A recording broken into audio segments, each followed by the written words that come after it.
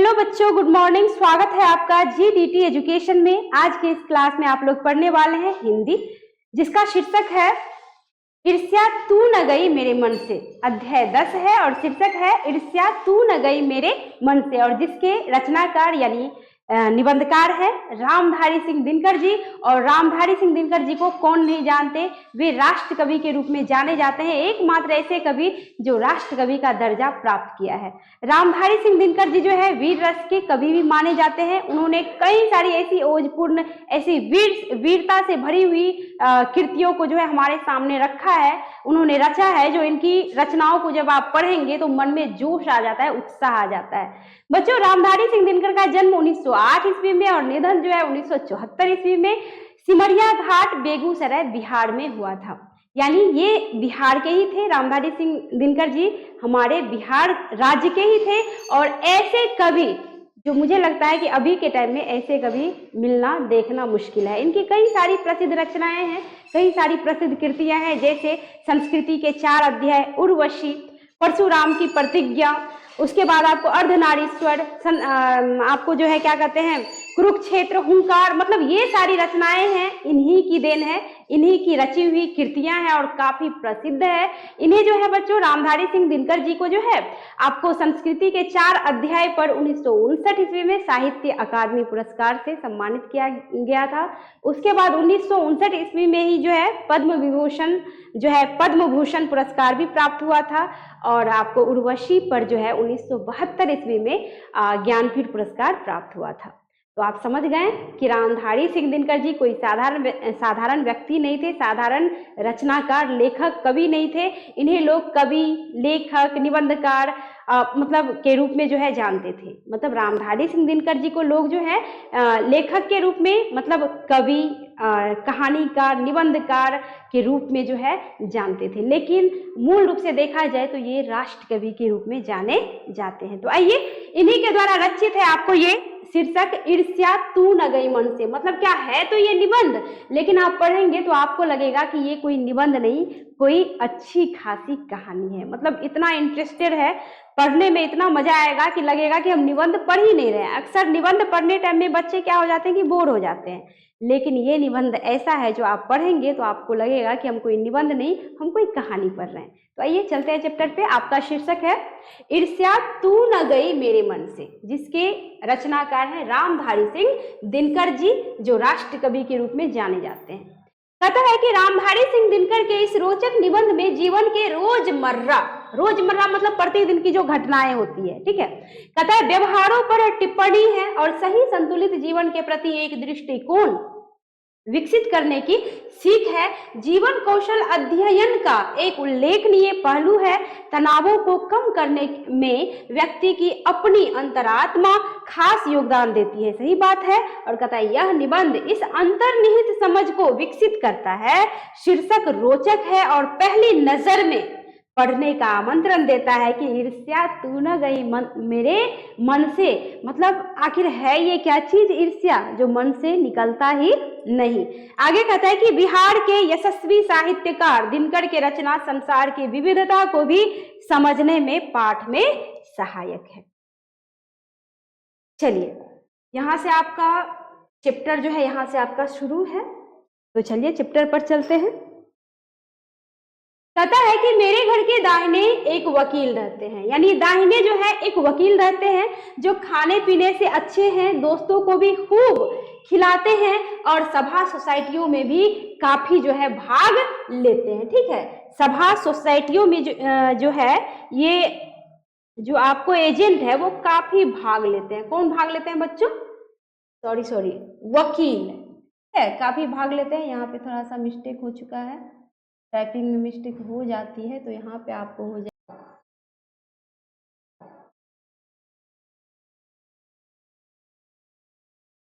यहाँ हो जाएगा बच्चों आपको काफी। ठीक है,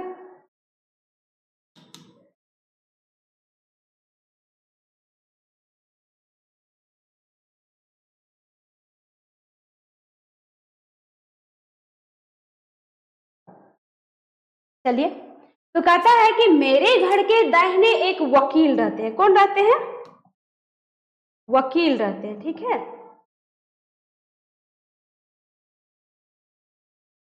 चलिए, कहता है कि मेरे घर के दाहिने एक वकील रहते हैं जो खाने पीने से अच्छे हैं, दोस्तों को भी खूब खिलाते हैं और सभा सोसाइटियों में भी काफी भाग लेते हैं। कौन भाग लेते हैं? वकील साहब। और कहते हैं बाल बच्चों से भरा पूरा परिवार, यानी बाल बच्चों से भरा पूरा परिवार है, नौकर भी सुख देने वाले और पत्नी भी अत्यंत मृदुभाषणी मतलब अत्यंत कम और मधुर बोलने वाली। कहता है कि भला एक सुखी मनुष्य को और क्या चाहिए। सही बात है कि बाल बच्चों से भरा पूरा परिवार हो, सभा सोसाइटियों में उनका उठना बैठना हो, घर में नौकर चाकर हो और पत्नी भी मृदुभाषणी हो, तो एक सुखी मनुष्य को और क्या चाहिए। तो यहाँ पे कहता है कि एक भला एक सुखी मनुष्य को क्या चाहिए, मगर वे सुखी नहीं है। मतलब ये जो वकील साहब है ना, सुखी नहीं है। कहता है कि उनके भीतर कौन सा दाह है, इसे मैं भली भांति जानता हूं। दरअसल उनकी बगल में जो बीमा एजेंट है ना, कहता है उनके विभव की वृद्धि से वकील साहब का जो है क्या होते रहता है, कलेजा जलता रहता है। देख लीजिए, ये हमारे आपके साथ भी होता है, हमारे समाज में, कि अक्सर लोग क्या होते हैं ना कि खुद भगवान ने उन्हें जो दे रखा होता है उसमें वो खुश होते नहीं और दूसरों को देख देख कर मतलब जलते रहते हैं। उनको होते रहता है कि वो क्यों आगे बढ़ रहा है, मतलब हमसे नीचे रहे, यानी खुद कितना है वो नहीं देख रहा है, खुद उसमें संतुष्टि नहीं है उनको, और दूसरों को देख देख कर एकदम छाती पे सांप लौटने लगता है। तो ये तो आम बात है, आप लोग भी देखते होंगे कि ऐसा होता है हमारे गांव समाज में। तो यहाँ पे कहता है कि विभव की वृद्धि से वकील साहब का कलेजा जलता रहता है। वकील साहब जो है ना, कहता है साहब को भगवान ने जो कुछ दे रखा है वह उनके लिए काफी नहीं दिखता।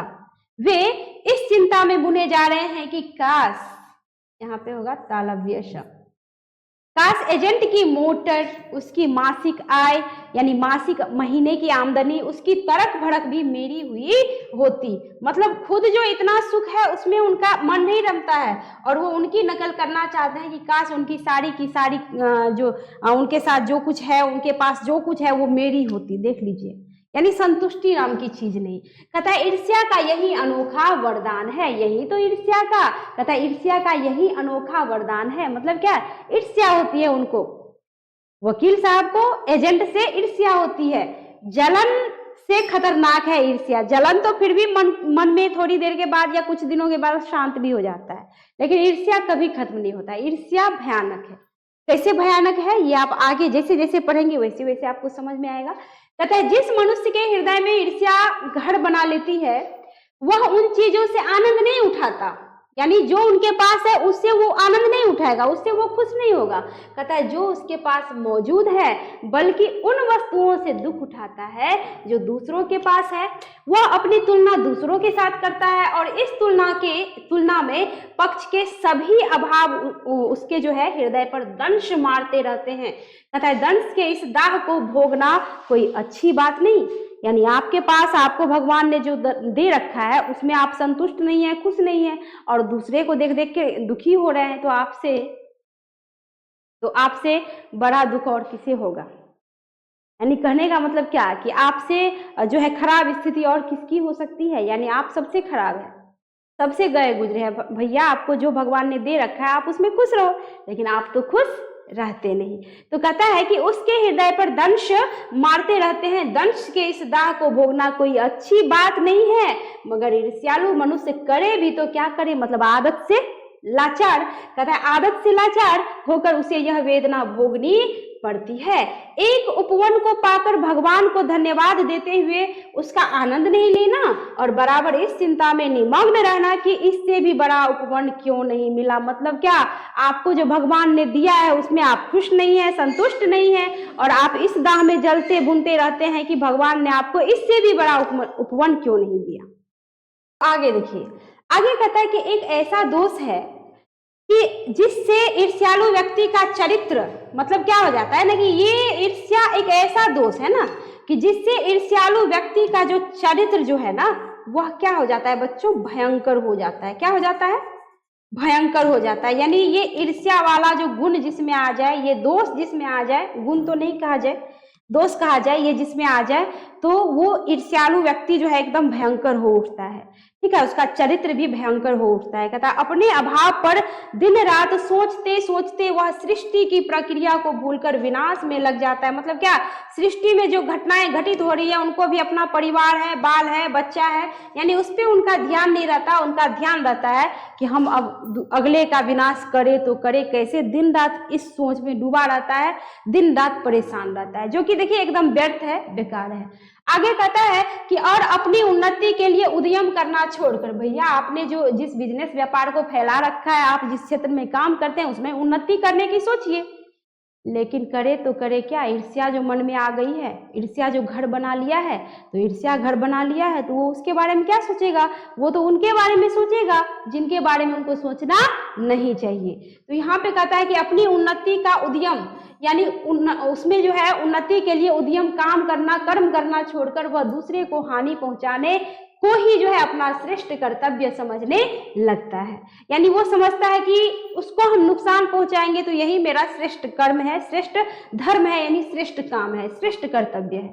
कहता है ईर्ष्या की बड़ी बेटी का नाम है निंदा। यहाँ बच्चों क्वेश्चन आ सकता है और बार बार पूछा भी जाता है कि ईर्ष्या की बड़ी बेटी का नाम क्या है, तो याद रखिएगा निंदा। कहता है कि जो व्यक्ति ईर्ष्यालु होता है वही बुरे किस्म का निंदक भी होता है।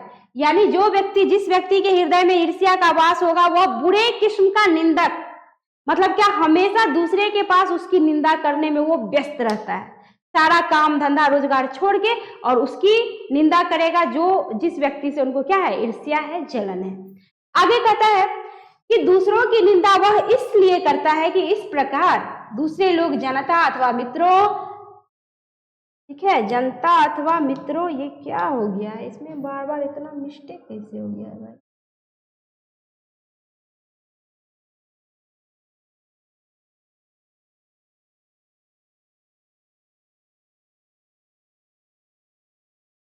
चलिए, कहता है कि जनता अथवा मित्रों की आंखों से गिर जाएंगे और तब जो स्थान रिक्त बचेगा, मतलब खाली बचेगा, उस पर अनायास मैं ही बिठा दिया जाऊंगा। देख लो सोच कैसा हो जाता है ईर्ष्यालु व्यक्ति का।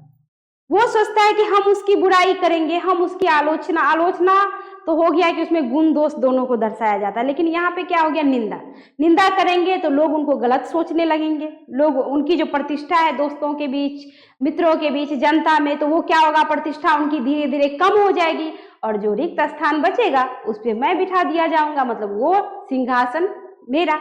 तो देख लीजिए सोच कैसा कैसा होता है ईर्ष्यालु व्यक्ति का। कहता है उस पर अनायास मैं ही बिठा दिया जाऊंगा, मगर ऐसा ना आज तक हुआ है और ना होगा। सही बात है, ऐसा हुआ है क्या, किसी की निंदा करके कोई जो है ऊंचे स्थान पे बैठ पाया है क्या, बैठेगा भी तो उसको गिरने में टाइम भी नहीं लगता। जो व्यक्ति ईमानदार होते हैं, अपने कर्म से आगे बढ़ते हैं, उसको कोई नहीं गिरा सकता। हाँ, उनके रास्ते में कठिनाइयां अवश्य होती है, मुश्किल जरूर होता है उनका राह, लेकिन उनको कोई रोक नहीं सकता सफलता पाने से, और पा भी ले तो उसको कोई गिरा नहीं सकता। तो यहाँ पे कहता है मगर ऐसा ना आज तक हुआ है और ना होगा। दूसरे को गिराने की कोशिश तो अपने को बढ़ाने की कोशिश नहीं कही जा सकती। मतलब हम चाहेंगे कि दूसरे को गिरा दे और खुद बढ़ जाए, ऐसा कहीं होता है क्या, नहीं होता है। अगर होंगे भी, आप बढ़ भी गए ना, तो आपको गिरने में टाइम नहीं लगेगा। एक बात और है कि संसार में कोई भी मनुष्य निंदा से नहीं गिरता, उसके पतन का कारण अपने ही भीतर के सद्गुणों का ह्रास होता है, यानी सद्गुणों का नाश होता है। इसी प्रकार कोई भी मनुष्य दूसरों की निंदा करने से अपनी उन्नति नहीं कर सकता। उन्नति तो उसकी तभी होगी जब वह अपने चरित्र, ठीक है, जब वह अपने चरित्र को क्या करेगा, निर्मल बनाएगा, तथा अपने गुणों का विकास करेगा। यानी जब तक उसका चरित्र निर्मल नहीं बनेगा तब तक जो है उसका कुछ नहीं होने वाला है ना, कुछ नहीं होने वाला है। जब तक अपने चरित्र को पवित्र निर्मल नहीं बनाएगा तब तक उसका कुछ नहीं होने वाला है। लेकिन वो तो इस जो है भ्रम में रहता है कि हम ऐसा करेंगे तो ही मेरा अच्छा होगा, लेकिन अच्छा नहीं होता है, उल्टे नुकसान ही होता है। तो कहता है जब वो अपने चरित्र को निर्मल बनाए तथा अपने गुणों का विकास करे तभी वह उन्नति कर सकता है, अन्यथा नहीं। कहता है ईर्ष्या का काम है जलाना। सही बात है, अगर आपके हृदय में ईर्ष्या का वास हो जाए ना तो आप दूसरे को तो बाद में जलाओगे, पहले तो अंदर अंदर खुद जलन के मारे आदमी की मरण होती रहती है। हाँ, ईर्ष्या का यही जो है एक लाभदायक पक्ष है। सही कह रहे हैं, लाभदायक पक्ष मतलब समझ गए होंगे कि ईर्ष्यालु व्यक्ति जो होता है ना, वो सोचता है हम ऐसा करके बहुत अच्छा कर रहे हैं, लेकिन अच्छा नहीं करता है। वो तो जलन के मारे खुद ही जलता रहता है, मरता रहता है, लेकिन उसको पता चलता ही नहीं। वो सोचता है हम तो बहुत अच्छा काम कर रहे हैं, और जब तक होश आता है तब तक तो समय बीत चुका होता है। तो यहाँ पे कहता है ईर्ष्या का काम है जलाना, दूसरे को क्या जलाएगा, खुद ही जलन के मारे मरता रहता है। कहता है मगर सबसे पहले वह उसी को जलाती है जिसके हृदय में उसका जन्म होता है, अर्थात ईर्ष्या का जन्म होता है। ईर्ष्या दूसरे को बाद में जलाएगी, पहले तो उसी को जलाती है जिसके हृदय में इसका वास होता है, जन्म होता है। कहता है आप भी ऐसे बहुत से लोगों को जानते होंगे जो ईर्ष्या और द्वेष की साकार मूर्ति है, और जो बराबर इस फिक्र में ही रहते हैं कि वहां सुनने वाले मिले, कि अपने दिल का गुब्बार निकालने का मौका मिले। श्रोता मिलते ही उनका ग्रामोफोन जो है बजने लगता है, और वे बड़े ही होशियारी के साथ साथ एक एक कांड इस ढंग से सुनाते हैं मानो विश्व कल्याण को छोड़कर उनका और कोई ध्येय नहीं हो। मगर जरा उनके अपने इतिहास को भी देखिए और कहता समझने की कोशिश कीजिए, यानी उनके इतिहास को देखिए और समझने की कोशिश कीजिए कि जब से उन्होंने इस सुकर्म का आरंभ जो है किया है, कहता है तब से वे अपने क्षेत्र में आगे बढ़े हैं या पीछे हटे हैं। सही बात है।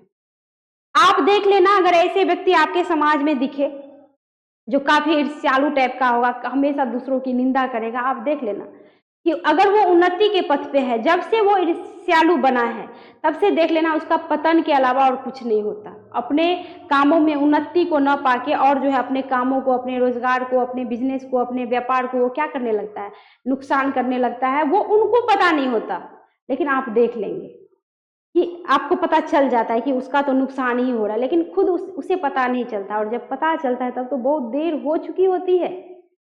तो ये ईर्ष्या इतना खतरनाक होता है कि ईर्ष्या मन में आने से नुकसान ही नुकसान होता है, फायदा कुछ नहीं होता। कहता है यह भी कि अगर वे निंदा करने में समय और शक्ति का अपव्यय नहीं करते तो आज उनका स्थान कहाँ होता। चिंता को लोग चिता कहते हैं, चिंता को लोग क्या कहते हैं, चिता कहते हैं। जिसे किसी प्रचंड चिंता ने पकड़ लिया है उस बेचारे की जिंदगी खराब हो जाती है, किंतु ईर्ष्या शायद चिंता से भी बदतर है, यानी बदतर है, चिंता से भी बदतर चीज है आपको क्या, ईर्ष्या। चिंता तो धीरे धीरे समय के साथ कम भी हो जाता है, खत्म भी हो जाती है, लेकिन ये ईर्ष्या जो है ना उससे भी बदतर है। सोचो कितना खतरनाक, कितना भयानक है ये ईर्ष्या। तो कहता है क्योंकि वह मनुष्य के मौलिक गुणों को ही कुंठित बना डालती है। जो मौलिक गुण होना चाहिए ना उसको नष्ट कर देती है ये ईर्ष्या। ठीक है, कहता है मृत्यु शायद फिर भी श्रेष्ठ है बनिस्पत इसके कि हमें अपने गुणों को कुंठित बनाकर जीना पड़े। चिंता दग्ध मनुष्य समाज की दया का पात्र है, किंतु ईर्ष्या से जला बुना आदमी कहता है जहर की एक चलती फिरती गठरी के समान है। सही बात है, जिस व्यक्ति के हृदय में ईर्ष्या का वास होता है ना वो जहर की एक चलती फिरती गठरी के समान है, जो जगह जगह वायु को दूषित करती फिरती है। सही बात है, ऐसे व्यक्तियों से बच के रहा करो भाई। ऐसे व्यक्तियों से बच के रहिए आप लोग जो ईर्ष्यालु स्वभाव के होते हैं। वो चलती फिरती जहर की गठरी है, जहां वो जाएगा वहां जहर ही उगलेगा, क्योंकि उसका काम है बस निंदा करना, बुराई करना, चुगली करना। माइंड में ईर्ष्या जो भरा हुआ है, दिलो दिमाग में ईर्ष्या का जो वास है, आत्मा ईर्ष्या से जो है एकदम क्या हो चुका है, भर चुका है। तो ऐसे व्यक्ति अच्छा बोल ही नहीं सकते, अच्छा कर ही नहीं सकते। तो ऐसे व्यक्तियों से दूर रहना चाहिए। कहता है वो जहां भी जाता है वह वायु को क्या करता चला जाता है, दूषित करता चला जाता है। आगे कहता है ईर्ष्या मनुष्य का चारित्रिक दोष नहीं है।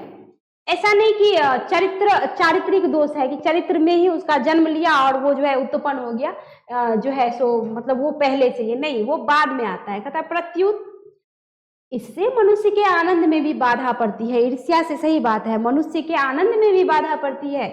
जब भी मनुष्य के हृदय में ईर्ष्या का उदय होता है सामने का सूर्य उसे मध्यम सा दिखने लगता है। कुछ अच्छा सोचे तब तो कुछ अच्छा दिखे। कहता है पक्षियों के गीत में भी जादू नहीं रह जाता। अब मन ही शुद्ध नहीं है तो कौन चीज उनको शुद्ध लगेगा, सब कुछ में तो अशुद्धियां ही नजर आएगी। कहता है कि और फूल तो ऐसे हो जाते हैं मानो कि, कहता है मानो वे देखने योग्य है ही नहीं, यानी नहीं है।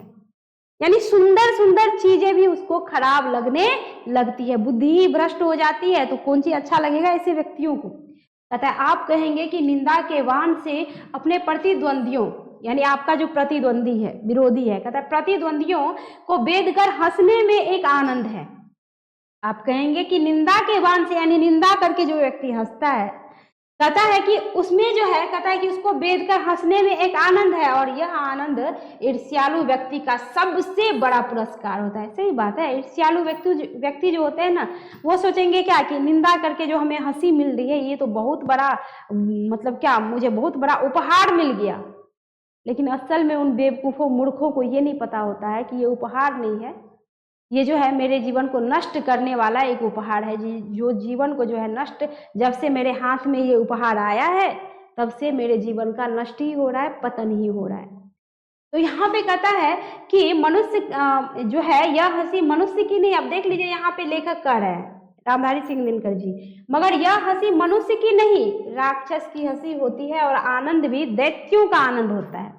यहाँ पे राक्षस शब्द का इस्तेमाल और दैत्यों का इस्तेमाल इसलिए किया गया क्योंकि देखते होंगे आप, जो है सुनते होंगे रामायण काल में या फिर महाभारत काल में, मतलब त्रेता युग में, द्वापर युग में या फिर सतयुग में भी कई सारी ऐसी घटनाएं घटित हुई है। हम लोग देखे तो नहीं है, बट पढ़ते हैं तो जानकारी मिलती है ना। पता है कि जैसे ऋषि मुनि सब जैसे यज्ञ जो है कर रहे होते थे, तो उस बीच में दानव राक्षस आते थे, उसमें हड्डी गिरा दिया, विघ्न डाल दिया, और काफी आनंदित होते थे, उसको मार देते थे, उनका खून पी जाते थे, यानी ये सब करके उनको काफी आनंद आता था। तो ऐसा सोच, तो इसलिए कहता है कि कलयुग में भी, यानी इस युग में भी आदमी है, दैत्य है, दानव है, राक्षस है, जो हमको आपको दिखता नहीं।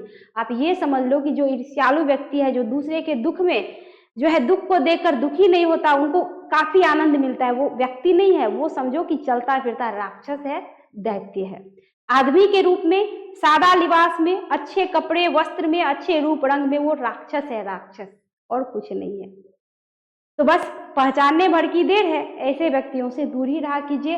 राक्षस और दैत्य आज तक किसी का भला नहीं कर पाया है, वो जो है नुकसान ही करता आया है। तो ऐसे ऐसे लोगों से, दैत्यों से, राक्षसों से बच के रहिए। कहता है ईर्ष्या का संबंध प्रतिद्वंदियों से होता है, क्योंकि भिखमंगा करोड़पति से ईर्ष्या नहीं करता। सही बात है, कोई भिखमंगा क्या करोड़पति से ईर्ष्या करेगा, करके भी उनको मिलेगा क्या? क्योंकि वो जानता है कि उसके जैसा हम बन नहीं सकते, हमारी यही स्थिति है, परिस्थिति है, हम उनसे क्यों जले। उनको तो एक वक्त का खाना मिल जाए, भोजन पानी मिल जाए, कुछ रुपये मिल जाए, वही काफी है उसके लिए। तो यहाँ पे कहता है कि भिखमंगा करोड़पति से जो है ना ईर्ष्या नहीं करता। यह एक ऐसी बात है जो ईर्ष्या के पक्ष में भी पड़ सकती है। कहता है क्योंकि प्रतिद्वंदियों से भी मनुष्य का विकास होता है। अब आप कहेंगे कि प्रतिद्वंदियों से जो है मनुष्य का विकास कैसे होगा भाई? देख लीजिए, लेखक महोदय ने कहा है यहाँ पे, निबंधकार जी ने, कि मनुष्य का विकास होता है प्रतिद्वंदियों से। किंतु अगर आप संसार व्यापी सुयश चाहते हैं ना, तो आप, कहता है कि रसेल के मतानुसार, रसेल जो बहुत बड़े विद्वान है, कहता है उनके मत के अनुसार शायद नेपोलियन से स्पर्धा करेंगे। नेपोलियन का नाम तो सुने होंगे। तो यहाँ पे कहता है कि नेपोलियन से स्पर्धा करेंगे, मगर कहता है याद रखिए कि नेपोलियन भी सीजर से, देख लो उस जमाने में भी इतने बड़े बड़े लोग थे, उन लोगों में भी स्पर्धा थी। कहता है नेपोलियन भी सीजर से स्पर्धा करता था, और सीजर जो है सिकंदर से, सिकंदर जो पूरे भारत का सिकंदर माना जाता था। तो देख लो इतने बड़े बड़े लोग, इतने बड़े बड़े जो है आदमी, इतने बड़े बड़े जो है राजा, उनमें भी स्पर्धा थी। तो कहता है कि नेपोलियन किससे? सीजर से, और सीजर किससे? सिकंदर से। तथा कहता है सिकंदर हरक्यूलिस से स्पर्धा करते थे। लेकिन कहता है जिस हरक्यूलिस के बारे में इतिहासकारों का यह मत है कि वह तो कभी पैदा ही नहीं हुआ, यानी हरक्यूलिस का कभी जन्म हुआ ही नहीं था, तो फिर वो स्पर्धा करता कैसे था? ये भी एक जो है मत है ना। अब आगे कहता है कि ईर्ष्या का एक पक्ष सचमुच ही लाभदायक है। कैसे लाभदायक है? कहता है लाभदायक हो सकता है जिसके अधीन हर आदमी, हर जाति और हर दल अपने को अपने प्रतिद्वंदियों का समकक्ष बनाना चाहता है। यानी अगर आप चाहते हैं कि हम अपने प्रतिद्वंदियों के बराबरी में आ जाए, उनके जैसा हो जाए, तो कहता है कि अगर बनाना चाहता है, किंतु यह भी तभी संभव है जबकि ईर्ष्यालु व्यक्ति यह महसूस करता है कि कोई चीज है यानी ईर्ष्यालु व्यक्ति को यह महसूस करना पड़ेगा, समझना पड़ेगा कि ऐसी कोई चीज है जो उसके भीतर नहीं है, कोई वस्तु है जो दूसरों के पास है। अब देख लीजिए कैसे आप लाभ जो है प्राप्त कर सकते हैं अपने प्रतिद्वंदियों से। आप ये सोचिए कि उसके पास ऐसा क्या है जो मेरे अंदर नहीं है। कोई तो उनमें ऐसी गुण होगी, खासियत होगी जो उतना उनका नाम है, प्रतिष्ठा है, इज्जत है, सम्मान है, वो उतना ही ऊंचाई पर जा रहा है। मुझ में कोई तो ऐसी कमी होगी, खामी होगी जो हमें लोग पूछता नहीं। तो आप ये पता करो कि अगले में ऐसा क्या गुण है जो मेरे अंदर नहीं है, तो आप उन गुणों को अपने अंदर क्या करो, लाओ, विकास करो, उन गुणों को अपनाओ, उनके जैसा बनने की कोशिश करो। तो बिल्कुल आप भी समाज में जो है प्रतिष्ठित हो जाएंगे, आप भी उस पद पे चले जाएंगे जिस पद पे आप जाना चाहते हैं, है ना। तो यहाँ पे कहता है कि कौन सी ऐसी चीज है जो उसके भीतर नहीं है, कौन सी ऐसी वस्तु है जो दूसरों के पास है। कहता है किंतु वह यह नहीं समझ पाता कि इस वस्तु को प्राप्त कैसे करना चाहिए।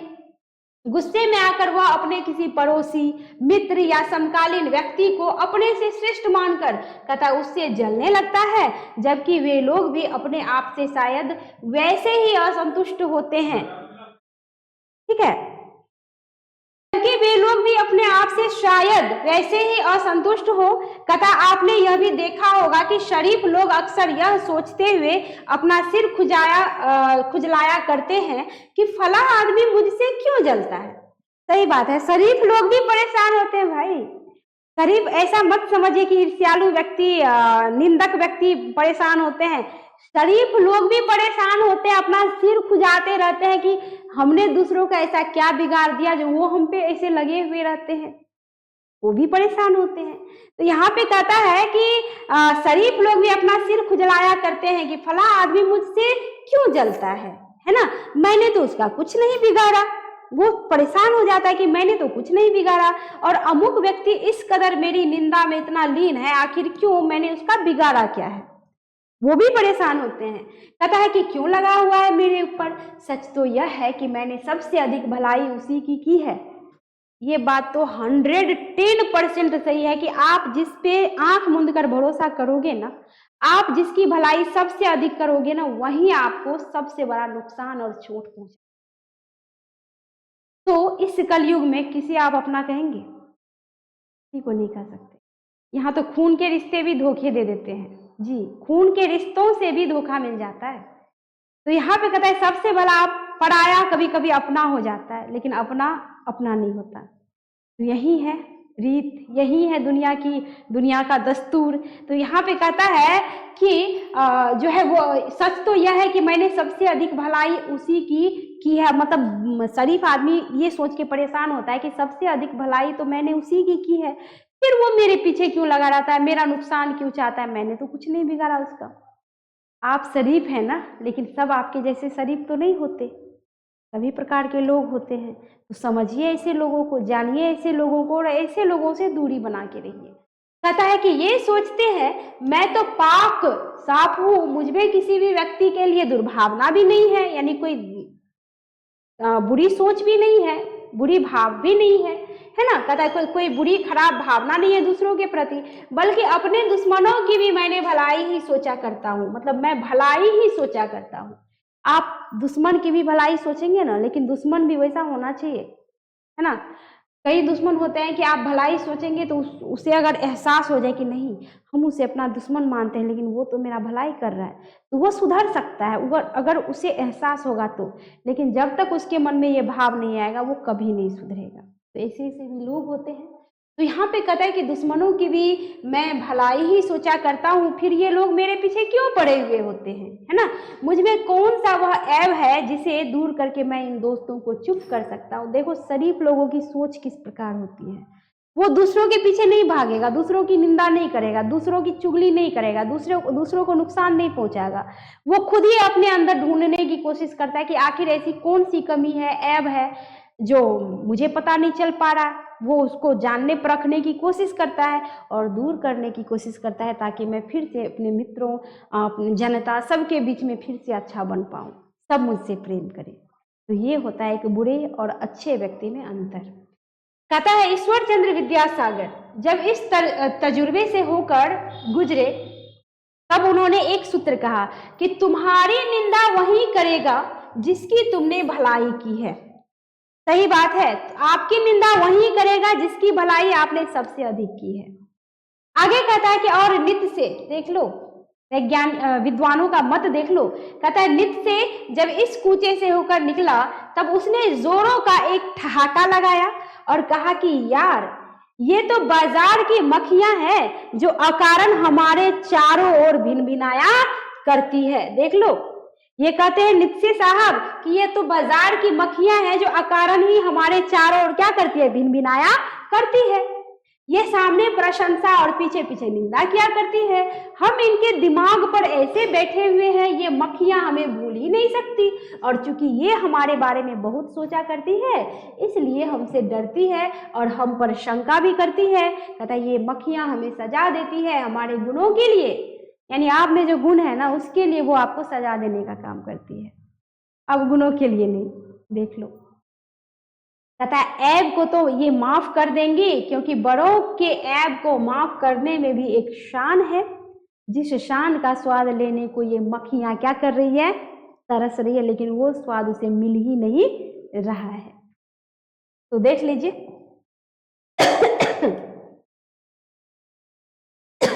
आगे कहता है जिनका चरित्र, ठीक है, यहाँ पे चरित्रा नहीं होगा, यहाँ पे हो जाएगा बच्चों आपको चरित्र। टाइपिंग में मिस्टेक हो ही जाता है, कितना भी कुछ कर लें कुछ ना कुछ मिस्टेक हो ही जाता है।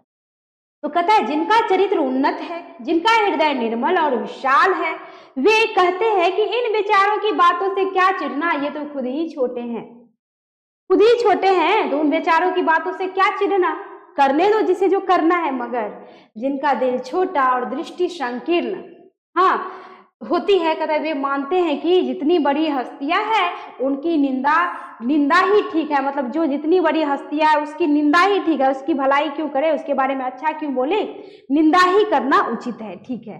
कहता है और जब हम इनके प्रति उदारता और भल मनसाहत का बर्ताव करते हैं तब भी वे यही समझते हैं कि हम उनसे घृणा कर रहे हैं। उनका सोच ही अच्छा नहीं होता तो अच्छा सोचेगा ही नहीं, उनको लगता है कि हमसे घृणा ही कर रहे हैं और हम चाहे उनका जितना उपकार करें बदले में अपकार ही मिलेगा। सही बात है कि बदले में अपकार ही मिलता है, नुकसान ही मिलता है, अच्छा कुछ नहीं होता। दरअसल कहता है हम जो उनकी निंदा का जवाब नहीं देकर चुप्पी साधे रहते हैं, यानी अच्छे लोग हमेशा क्या करते हैं कि सुन के चुप हो जाते हैं, बुरे लोग ने एकदम झाँव झाँव करके दौड़ेंगे, वो झाँव झाँव करते हुए दौड़ेगा, आपका मुंह कान नोच लेगा। जो लोग घटिया सोच के होते हैं ना, लड़ने में एकदम माहिर होते हैं, गाली गलौज तक उतर जाएंगे, लेकिन जो लोग पढ़े लिखे समझदार विद्वान होते हैं ना, वो कभी गाली गलौज पे नहीं उतरते हैं, कभी नहीं, चुपचाप सुन लेंगे। तो ये अंतर होता है एक समझदार और एक मूर्ख व्यक्ति में। तो कहता है दरअसल हम जो उनकी निंदा का जवाब नहीं देकर चुप्पी साधे रहते हैं, इसे भी वे हमारा अहंकार समझते हैं कि अरे भाई ये तो अहंकारी है इसलिए जवाब नहीं दे रहा है, हम इसको इतना गाली बात दे रहे हैं, कुछ तो बोलता ही नहीं। देख लो, अब चुप, बोलेंगे तब बुरे, नहीं बोलेंगे तब बुरे।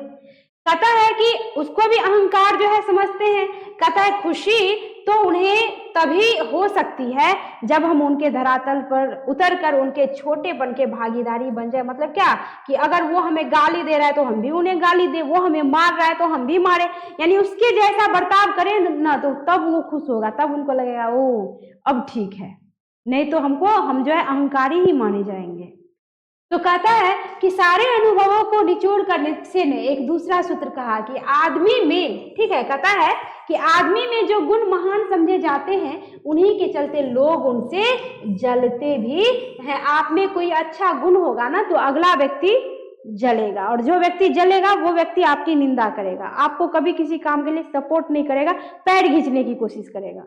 ऐसे व्यक्ति से अगर आप टकराते हैं तो आप समझ जाओ वो ईर्ष्यालु है, वो आपसे जलता है। तो कहता है कि तो ईर्ष्यालु लोगों से बचने का उपाय क्या है? कहता है क्या उपाय है? नित्य कहता है कि बाजार की मक्खियों को छोड़कर एकांत की ओर भागो, यानी ऐसे ईर्ष्यालु व्यक्तियों को छोड़ो और ऐसे बाजार भीड़ भाड़ से भागो और कहाँ जाओ जहाँ पे शांत माहौल हो, शांत वातावरण। ठीक है। तो कहता है बाजार की मक्खियों को छोड़कर एकांत की ओर जाओ।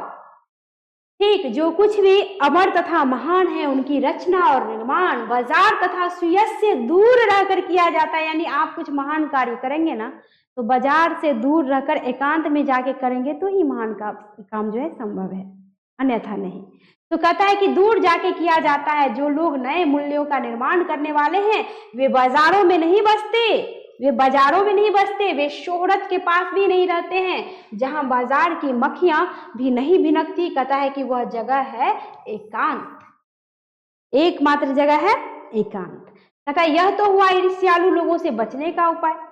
क्या समझे आप लोग कि बचा कैसे जाए? कि उन भीड़ से, उन बाजार से क्या करो, अपने आप को अलग कर लो और एकांत में चले जाओ। ये हुआ बचने का, यानी ईर्ष्यालु व्यक्ति से, लोगों से बचने का उपाय। किंतु ईर्ष्या से कैसे बचा जाए? अब यहाँ पे कहता है लोग से तो हम बच जाएंगे, ऐसे आदमी से तो बच जाएंगे, लेकिन हम ईर्ष्या से कैसे बचेंगे? अगर मान लो मेरे ही मन मस्तिष्क में, आत्मा हृदय में ईर्ष्या का वास हो जाए तब हम क्या करेंगे? तब हम कहाँ जाएंगे? दूसरे लोग से तो बच सकते हैं, और जब खुद ही हृदय में इसका वास हो जाए तब हम क्या करेंगे? तो कहता है कि ईर्ष्या से बचने का उपाय है आपको मानसिक अनुशासन। यानी आप अपने मानसिक, ठीक है, एकमात्र उपाय है बच्चों मानसिक अनुशासन, है ना। अपने इस मनस्थिति को, अपने दिमाग को अनुशासन में रखिए। एकमात्र उपाय है, बुद्धि को इधर उधर भटकने मत दीजिए। जिसका अपने इंद्रिय पर जो है ना, जो है क्या कहें, इंद्रिय को जो अपने वश में कर लेना, उसके जैसा जितेंद्र कोई नहीं, उसको जितेंद्रिय कहा जाता है। जो इंद्रिय को अपना वश में कर ले उससे बड़ा महान व्यक्ति इस संसार में कोई भी नहीं है। तो यहाँ पे कहता है कि मानसिक अनुशासन ही एकमात्र उपाय है ईर्ष्या से बचने का। जो व्यक्ति ईर्ष्यालु स्वभाव का है उसे फालतू बातों के बारे में सोचने की आदत छोड़ देनी चाहिए, है ना। क्यों हम फालतू बातों को सोचें? उसे यह भी पता लगाना चाहिए कि जिस अभाव के कारण वह ईर्ष्यालु बन गया है उसकी पूर्ति का रचनात्मक तरीका क्या है। यानी क्या ऐसा करे कि उसकी पूर्ति हो, क्या ऐसा करे कि ईर्ष्या का जो है मेरे मन हृदय मन मस्तिष्क से क्या हो, नाश हो, है ना। उसको ये सोचना चाहिए कि क्या ऐसी कमी है, क्या ऐसी बात है, कौन सी ऐसी अभाव है जिसके कारण हम ईर्ष्यालु हो गए, है ना। जब तक वो इस तरह की सोच नहीं रखेगा तब तक उसका कुछ नहीं हो सकता। तो कहता है कि तरीका क्या है? जिस दिन उनके भीतर यह जिज्ञासा जाग गई कि ऐसी क्या कमी जो मेरे अंदर है या फिर ऐसा क्या गुण जो दूसरों में है मेरे में नहीं है, जब तक ये जिज्ञासा उनके मन में नहीं आएगी तब तक कहता है कि उसी दिन से वह ईर्ष्या करना कम कर देगा। यानी वो जिज्ञासा उसके मन में आ गया तो वो दूसरों से ईर्ष्या करना बंद कर देगा, कम कर देगा और एक अच्छा व्यक्ति बन सकता है। तो मुझे विश्वास है कि आप लोगों को ये चैप्टर अच्छा लगा होगा। बहुत ही जो है अच्छा चैप्टर था। अगर समझ गए, पढ़ने में अच्छा लगा तो लाइक कीजिए, कमेंट करके बताइए और चैनल को सब्सक्राइब कर लीजिए ताकि अगला चैप्टर मैं पढ़ाऊंगी, अपलोड करूंगी तो आप तक सबसे पहले इसका नोटिफिकेशन प्राप्त होगा, आपको सबसे पहले मिल जाएगा। तो मिलती हूँ अगले क्लास में, अगले वीडियो में, अगला चैप्टर लेकर। धन्यवाद।